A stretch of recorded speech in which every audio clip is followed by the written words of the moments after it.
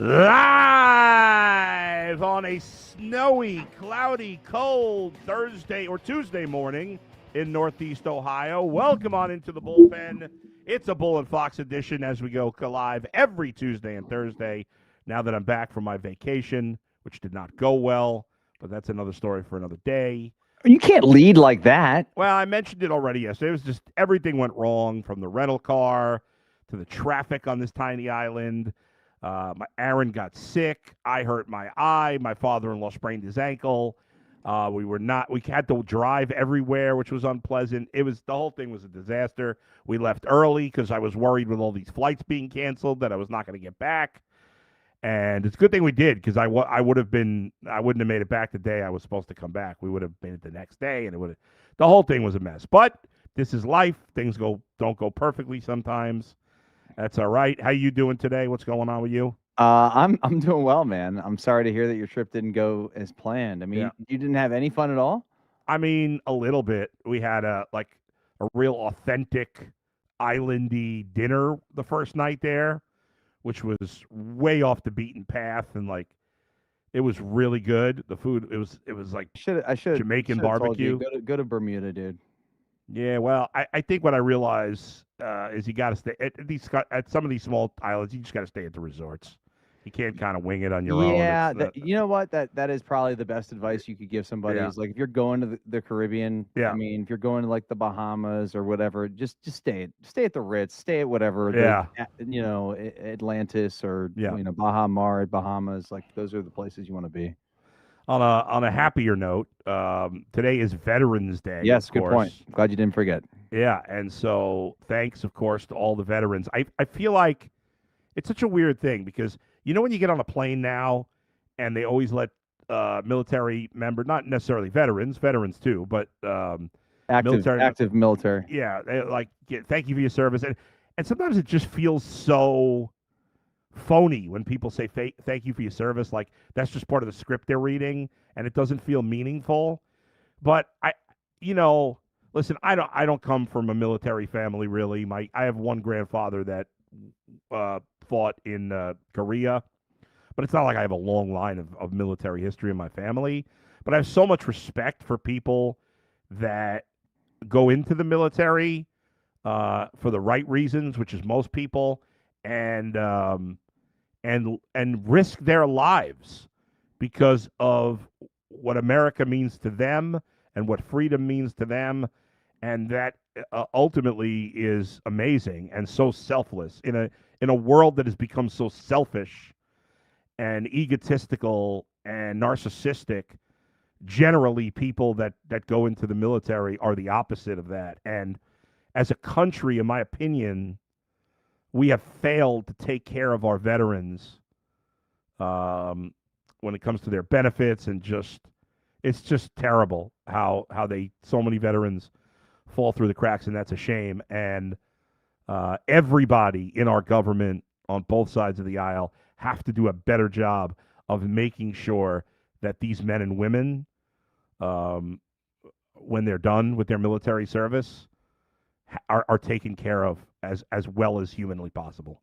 I mean, it's crazy to think that there are folks that have served our country that are out there homeless. It's like, insane. It's insane. Yeah. But I mean, both my grandfathers served. Yeah. And obviously they passed, but I grew up hearing the stories and seeing all the pictures and everything, and so it was a big deal, for my parents when they were growing up and whatnot. But thank you to everybody. I've got a lot of friends who've served. None currently active, but nonetheless, it's an amazing selfless thing that folks do. A decision that many have made, and we're so blessed to live in a great country because of them. So 100%. And give us the ability to just bullshit about sports, which is what we love to do, and what takes your mind off all the serious subjects. A shout out, by the way, to Marv Levy. We were talking about this right before the show, and the reason I thought of Marv Levy is because he posted a video today for Veterans Day, thanking the veterans, and he enlisted in the Air Force in 1943 outside of high school when he graduated high school. And Marv Levy turned 100 this summer. And the guy still seems like he's doing really well. Dude, it's amazing. I told you he was our GM. Like Yeah. when the Bills brought me in 07, Yeah. he was their general manager. Did you interact with him much? 100%. Yeah. Like and he was awesome. I didn't think he was in his 80s. Like I Yeah. thought this guy was maybe 70. Yeah. You know, like just like a sweet old grandpa. And Yeah. here we are, 20 years later, and Yeah. he's still kicking and pretty with it. We in fact had him. I think you and I interviewed him on Bull and Fox on the Fan back in the day when he was probably like 90. Yeah, and he was still really sharp. Mm-hmm. Yeah, it's pretty amazing. So shout out to him on this Veterans Day. And Oh, hey, by the way, speaking yeah. of the Bills, we got Bills season tickets. Oh, really? We did. Did they become more available after that terrible performance against the Dolphins? No, this was before. We actually did this on Friday. No, I was kidding. We had signed up for the, because my wife wanted, you know, my son loves to go. And my wife likes to go and all that. That's not a far trip. It's only 3 hours, dude. It's super easy. And so when the new stadium stuff came available, she signed up and put a down payment down or whatever, and we didn't get them. Right. But like she had asked, you know, hey, my husband played for the Bills. Do you think that would help? Yeah. And so we made a couple calls, and sure enough, we got in. Oh, so, nice. That's so awesome. We got 4 seats. Dude, the PSL is expensive though, dude. When does the new stadium open? Next year. Oh, it is next year. Oh, nice. 2026, dude. We're section 131, baby. Where is that? Lower bowl. Oh, nice. There's a little coverage over top of us on the visitor side, and good seats. I mean, are the PSLs as bad as they're reporting for the Browns? I don't know. What were the Browns? I guess it depends. I don't remember them all off the top of my head now, but. And this was for, I mean, it's so crazy. 30-year seat license. Yeah, right. We have access to buy our own seats for 30 years. How that became a thing is just absolutely for crazy. Like 20 grand. Yeah, well, hey, listen, it's cool that you got the tickets. Yeah, no, it's cool. I mean, we're not going to go to every game. Hopefully, of course we can not. Sell some of them, get some money back. But you'll absolutely be able to sell them, the ones you can't, the ones you can't go to, no doubt. All right, let's get to the Cavaliers. Last night, the Cavaliers losing a wild game. It goes to overtime, and you play in Miami. Obviously, a Miami team that the Cavs destroyed in the postseason in the first round last year before it all came apart in the next round. But the Cavs were down big early. I feel like they made it, you know, there's comebacks in all these games. We see it all the time. Donovan Mitchell hits a three-pointer to tie unbelievable the game, three. Right? In the final second, you think, okay, this game's going to double overtime. I thought they were going to score like 150, 160 in this game. But somehow, on the final play of the game, I can't remember now who. Oh, it was Andrew Wiggins. Yeah.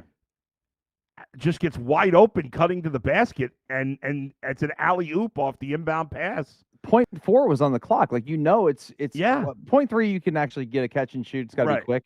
But, like, I mean, dude, essentially they had to have an alley-oop. Yeah, how did that happen? You got to protect the rim. I don't understand. Know how it happened. That's just crazy. If you haven't seen it, go back and watch it. But it's just inexcusable. I know it's one regular season NBA game. I don't want to make too big a deal about it, but that's an inexcusable way to lose a game to Miami. And the game's a mess because you lost. Darius got hurt. Coach gets kicked out of the game. That's not a big deal. But what's the bigger story for you? Darius re-injury or the way they lost this game? I mean, I would say the injury to Garland is the biggest issue because who cares about a regular season game? Yeah, it sucks that they lost the game, but it's not a playoff game. They're still 7-4. We know they're going to be a playoff team. I mean, they won 64 games last year and lost in the second round. So these regular season games to me don't matter that much. But I do get very concerned about the injuries on this team because that's the one thing that has been holding this club back for the last 3 years. It's been the injuries. Yep. And the injury he had last night was to the same toe that he had surgery on that, originally we thought he'd be out a few months to start this season. He came back really quick, less than a month into the season.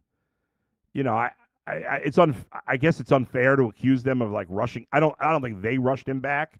Maybe he rushed himself back. I don't know, but if it's the same, if it is the same toe and it's injured again, whatever the exact injury to the toe is, I figure they got to keep him out a while because you brought him back, and then within a week he's hurt again, same injury. Didn't he have surgery to repair the toe? Yes. So this is very concerning. Yeah. Very, very concerning to think that. I mean, if it is the same toe, then I'm like, man, like could be a severe setback. Like this could be months. Yeah.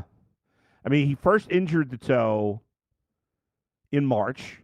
Had surgery like in June, right? Well, first he injured it in March, missed a couple games, then he came back, of course, for the playoffs, re-injured it in the playoffs, and then then he had surgery. I believe it wasn't. I think it was in June. I think you're right. And then he just rehabs, just gets back, and now he's hurt again. So this is the third time he's injured this toe. And as you said, what's really concerning is the fact that he had surgery on it, and now he injured it again. So, this sounds like something that they're going to have to be, beyond cautious about because, as you said, and you're right, injuries have killed this team when it comes to the playoffs. They've been a pretty frail team. Darius Garland's been hurt a lot in the postseason. And if they're going to win a championship, which is obviously questionable, even though they're a good team, they're going to need all hands on deck come postseason, and that includes Darius Garland. And so, if they're thinking about him being out for a month, I'd think about 2 months. I would not be – I would be in no rush whatsoever to get him back at this point. No, I would be thinking like, okay, can we get him back for like the last month of the year? or last couple months of the year? Like, there's no need to rush him back. Like, I want him to be 100%. I mean, this guy's like a porcelain doll. I mean, you got to be really cautious with him. He's very fragile and a great player when healthy. Great player, but man, these guys are so delicate out there. I mean, even Donovan. I think Donovan. He's not fragile because he never misses time. Right. But still, like he's always kind of battling through something. So we got to make sure we get these guys to the finish line this year. Yeah, no doubt about it. And so when you have an injury-prone team, you got to be extra careful. And when you have a player that's had the same injury 3 times, it's not good. It's not good. So they're going to have to be extra cautious with him. I agree with you in terms of the game. It's a bad way to lose because of how it happened. I mean, that's just really poor and no excuse for that. But ultimately, it's one regular season game. It's not a big deal. Let's switch to the Browns here. First of all, let me get your thoughts on the loss to the Jets. Did you pick them to win? I did. The Browns? No, the Jets. Oh, you did pick the Jets to win. Okay. I was the only one. But it was a good call. But and I thought the Jets would win too. But I wasn't on Friday. But it was certainly a game you thought the Browns had a chance to win. Of course. Yeah, I mean, I thought watching the game, the Browns were going to win the game. I mean, the Jets couldn't do anything. They had, I think that Justin Fields had like negative yards passing at halftime. He had 12 yards passing, I believe, going into the fourth quarter. Like, they couldn't do anything. Yeah. Did you see the tweet about how this was the first time? Did you see that? The ESPN stats and info stuff? Yeah. Yeah. I mean, it's just the Browns. I feel like every couple of weeks the Browns have it's unbelievable, dude. I think they're the first team since like the 50s or the 70s to hold a team to 175 yards or less. Here, I'll give you the exact thing. And since 1950, and remember, when they say since 1950, that's when they started like having this information. So this may never have happened. Period. They just don't know for sure before 25-0. Yeah, teams that. Of course, I just lost it. Hold their opponent to 175 or less and don't turn the ball over, right? Right. Yes. 175 or less yards. Don't turn the ball over. Teams were 225-0 since 1950. And the Browns lost under that. The first team in 226 examples. And that's just seems impossible to lose a game that way. But when it's the Browns, these things happen. I do know. You're asking me? Like, I don't know? Yeah. And that's why they're 2-7. And, it's obviously it's another lost season.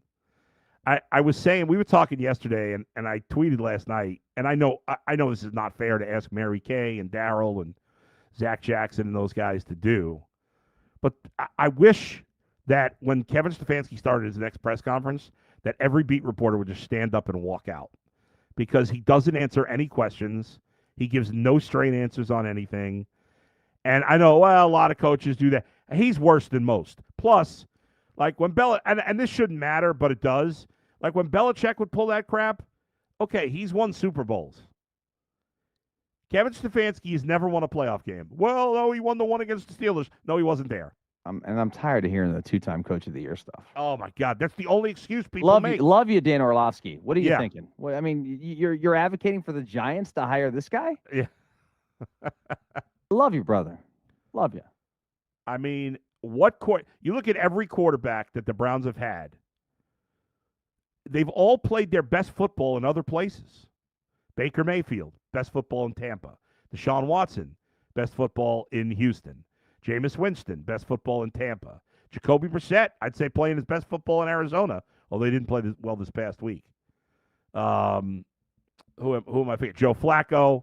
That's kind of unfair because he played amongst his best football since leaving the Ravens initially, but still, he stunk this year, and obviously he's played well for Cincinnati, but had his best football. Like, there's nobody. Who has he coached up? The only good players on offense are the rookies. And by the way, I want to have a positive spin. On what? Quinshon Judkins, man. When they get a real team around him, how good is this guy going to be? The Browns always seem to have one guy like that. Yeah, I mean, he's like special. The one guy, you're like, man, it was Joe Thomas for a while. Right. It was Joel Bitonio. It was Nick Chubb. Miles Garrett, of course. Was it Miles Garrett, obviously. And Denzel Ward. They've had Denzel Ward. Yeah. And now it's Quinshon Judkins. And you're like, man, if we just had 11 more of those guys. Yeah. Just the way his vision and his quick moves behind the line. I mean, he's second in the league behind Jonathan Taylor in yards after contact. I mean, Jonathan Taylor's having a season for the ages. What a year he's having. And he's getting up there in age, isn't he? I think. Is he 30? No, he can't be 30. Let me see. I mean, I feel like he's been around for a minute. Nah, he's only 26. He'll be 27 in January. It does seem like he's been around a long time. Doesn't it seem like he's been in the league for a minute? Yeah. But he is, what a season he's having. 2020 draft. Okay. He's already. I don't know. I guess the COVID thing really threw me off because he was in college until 2019, right before COVID. Yeah. So, dude, he's leading the league in rushing attempts, rushing yards, rushing touchdowns, yards per attempt, yards per game, yards from scrimmage, total touchdowns, and longest rush of the year. He leads the league in all of those categories. He's averaging 114 yards a game. And what's crazy, dude, is he back in 21, he led the league in rushing, the league in rushing touchdowns. I mean, he's already been all pro. Like, this guy's on the path to be a Hall of Famer. Yeah, and then he had 22 and 23, he was banged up. He missed half the season both those years. Last year, he bounced back with a 1,400 yard. He's got 1,139 yards. He's got 7 games left. I know, still like half a season left. He's definitely got a good shot of getting 2,000 yards rushing. For sure. Yeah. I mean, with his average, he should get there. But do you think Daniel Jones is a good quarterback? I don't know what to make of Daniel Jones. I mean, clearly, when he was drafted high, from Duke to New York, it was a terrible situation for. I mean, anybody who hasn't been unless you're a Manning, it's tough to go to New York, right? I mean, it really is a tough place to play, especially when they haven't won forever. Yeah. And Daniel Jones probably wasn't ready for that. And all the turmoil, but man, he looks like a good player. And they obviously somebody saw something in him to make him a first-round pick. Yeah, he looks like a first-round pick right now. He's leading the league in passing yards. He's completing 70% of his passes. I gotta say this too, man. I was very hesitant and skeptical of their owner being on the sidelines with the headset, but I feel like she's handled everything the right way, man. And nobody has been turned off in that organization by how she's dealt with it. So it's clearly her ability to talk to people and like she's not putting anybody off is the point. She's not talking on there. She's just listening. No, she's listening. If she was doing the same thing up in the press box, nobody would say anything about it. Right. It's just that she's on the field that gets everybody worked. She's not up. like jumping in, calling plays. No. She's listening. She wants to know what's going on so she doesn't fire the wrong people. I like what she said. It makes a lot of sense. I get it. I think that, some people just don't want to see a woman out on the sideline. No, I get that. That's part of it, which is silly. But I don't know. It's working. Whatever they're doing is working. And yeah, I think it's a good question to ask about Daniel Jones because he's playing well. I think when you ask about the Browns quarterbacks, not the same thing. Gabriel, I just don't want to see him anymore. I know they're not going to play. Like, he's not even considering playing Shedeur Sanders. And again, I don't know if Shedeur Sanders can play. I know we have a large part of the population that's convinced he's going to be a superstar. I'm not one of those people. But what do we got to lose at this point? I get if he stinks, if Gabriel stinks against Baltimore, put in Shedeur against the Raiders and let's go. Let him play the last. Then Gabriel would have played 6 games, whatever, and then let Shedeur play the final 6, and let's see if you got to see if he can play before you make decisions this offseason, I think. I think you should just play him at this point. What do you have to lose? Right. And the Browns are most likely going to have the first pick. They're going to be drafting a quarterback. We know that. And then, like, if Shedeur doesn't play at all this year, you'll have no film on him for next year. Right. I don't. Well, then it was like, what was the point even drafting him? Yeah, I mean, you could have gotten. You just decided to make this distraction all for naught. Like doesn't make any sense. Dude. Think about this. Yeah. You drafted this guy in the 5th round. Okay, he hasn't taken a snap for you in the regular season, and yet you're asked about him every day. Yeah, every day. What a pointless distraction. Yeah. If this guy turns out to never play for the Browns, then like, why did you even do any of this? Well, that's a good question. Maybe Jimmy Haslam has to answer. I don't know, and if Kevin Stefanski's not going to be here next year, then listen. Kevin Stefanski, he apparently loves Dylan Gabriel. That's what I've heard. That's what Jason's heard. Loves it, and I just don't see it. What does he see, Dustin? What do you see? Do you see anything in Dylan Gabriel? I know it's not been a lot of games, but is there anything there that you say I could see why you'd like this guy? Dude, he makes the routine passes look hard. Yeah. It's not like the guy does. I mean, I'm sure he's a great guy and a teammate and all that, but he's undersized. Yeah. And he doesn't have any elite traits. So like if you're undersized, then you got to be like, I don't know, have this incredible moxie. You got to be like Baker, right? I mean, Baker's undersized, but he's got some elite traits. Yeah. Yep. No, you're right.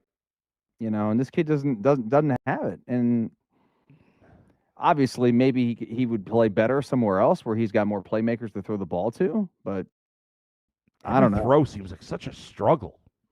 It is a struggle. Yeah. And he's been lucky, very lucky not to have way more interceptions. I was looking at, some of these advanced stats, these nerd stats, and he has thrown the 3rd most turnover worthy passes. And he's only played 6 games or 5 games, and he's thrown the 3rd most turnover worthy passes. So I don't know. Somebody said, well, his turnover to interception ratio is pretty good. I mean, his touchdown interception ratio. Yeah, well, he's been lucky. That doesn't mean he's been good. But you get nothing from Stefanski. It is frustrating. I know the fans are frustrated. It's been a rough couple of days, if you think about this. Sunday, the Browns get boat raced by the Jets. Sunday, Emmanuel Clase and Luis Ortiz essentially had the ends of their careers as they were indicted on a number of charges. So yesterday, the Cavs lose a buzzer beater. So it's been a rough couple of days, and Darius Garland gets hurt again. So it's been a rough couple of days for Cleveland sports fans here, no doubt about it. All right, let's get to some fan comments. Joel says first in the chat, "What's up, fellas?" What's up, man? What's up, Joel? Z says, "What's up, guys?" Z is one of the producers of the show. He's off today, but he's still watching. We appreciate that. Brown 7350 says it's been 6 years and you have no left tackle, no quarterback, and no number one wide receiver. Yeah, that's true. That's true. It's bad, man. Yeah. Like, this feels, I know we've had a lot of rock bottom moments with the organization, but does it ever feel like it's been this bad? Even though in 16. Yeah. I mean, it feels worse to me now. Maybe it's prisoner of the moment, but part of it is that it was a couple of years ago, you felt like they were really headed in the right direction, and now it's completely cratered from there. So, yeah. Do you know who's leading the league in receiving yards, by the way? Currently, I have no idea. Jackson Smith and Jigba? Yes, he is. Is he really? He is, by a lot. He's got 1,041 yards. Jamar Chase is second with 831. I mean, he's got 200 more yards than Jamar Chase. He has been incredible. What a season this guy's having. Yeah. You got, in terms of Buckeye receivers, JSN is first in receiving yards. Ibuka, a rookie, is 8th amongst wide receivers. Olave is 10th. Is Marvin Harrison in there at all? Marvin Harrison is, let's see, what is 3 tight end? I know Garrett Wilson's doing nothing now. Marvin Harrison is 24th. Yeah, Garrett Wilson is nowhere to be up. He's not in the top 50. But yeah, I mean, it's a lot of talent there. You know, Jay brought up the possibility of Brian Hartline being the head coach of the Browns. And I said, I know Brian Hartline's a really good coach. There's no denying that. But to go from a position coach to an offensive coordinator in college for 1 year to a head coach in the NFL, that seems like too soon. I don't know. What do you think? Is that crazy? Or is that a possibility? I have no idea. He's a bright guy. You know, he's played in the league for 7-8 years. Yeah. But wouldn't it make sense for him to be like a coordinator first in the league before he becomes a head coach, or no? I have no idea. I don't know that there's a recipe for success for these guys. You know what I mean? I just don't know that there's like a certain path these guys have to go down to become successful. I also know the league's getting younger and younger, and like, you know, he deals with these college players every day. Like, maybe it would be easier to relate to them. No idea. I know that he's done a heck of a job developing players at Ohio State, the receivers, the offense. This, you know, Julian Sayin now is like, you know, up for the Heisman among other players. But like, it's just, I mean, I wouldn't roll him out. You know, if you threw his name in the hat with a bunch of other names, I'd be like, it's as good as any name you can give me. All right, maybe it's not as crazy as I thought. I guess we'll see. But again, I don't know that Brian played for the Browns. Brian was let go in a way that was BS. Yeah. How he found out. Like, I think that he knows a lot about the who owns the team and how they do business. I don't know that he would want this job. He's a smart guy. Yeah. And he's got a great gig, probably making over $1 million, you know, not even having to be the head coach. Right. He lives in Columbus, Ohio. Everyone loves him. Got a car deal, family. Like, there's something to be said for that. Right. And he's probably, you know, not that he doesn't Ryan need Day this stress, man. No, and not that Ryan Day is going anywhere at this point anytime soon, but a clear, you know, favorite in the clubhouse to succeed. If Ryan Day did leave, there's no doubt he'd be the favorite to get that job. So I don't know, and who knows if he wants to coach in the NFL at all. And like you said, you know, like a lot of people said, well, the Browns should have kept Mike Vrabel last year. Well, was Mike Vrabel going to take the Browns job? Why would he? I don't even know that he would have taken another job outside of the Patriots gig. Right, but you know, that was a good fit for him. Anybody that's got options, why would they choose the Browns?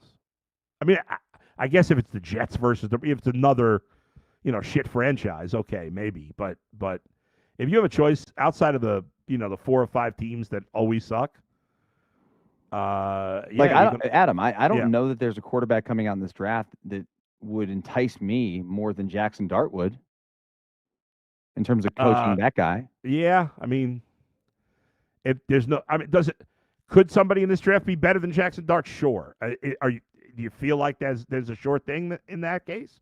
I no. don't. Jackson Dart's big issue is he seems to leave the game every week so far. But when he's been on the field, he's played, and he's had to play without his top wide receiver and top running back. Especially the wide receiver because what's his name got hurt a few weeks ago. How did I just forget his name? The receiver? Yeah. Oh God. Oh I'm forgetting man. it too. Oh jeez, it's gonna drive me crazy. Neighbors, Malik. Yeah, Neighbors, there you go. Thank you. Thanks, Alex. All right, thanks everybody for joining us today. We'll be back doing this again on Thursday at 9 a.m. We'll look ahead to the Browns matchup against the Ravens. At last check, the Browns were an 8.5-point underdog. Is it still 8.5, guys? I'm not sure. Yeah. I think the last I saw was 8.5. I mean, look at here at Bet Rivers. I'm going to bring it right up. Let's see. It is. It remains 8.5. Also, before we go, I want to let you folks know that players who place a qualifying same-game parlay of at least $10 on eligible NFL or NCAA football games will receive one standard entry into the weekly Squares game.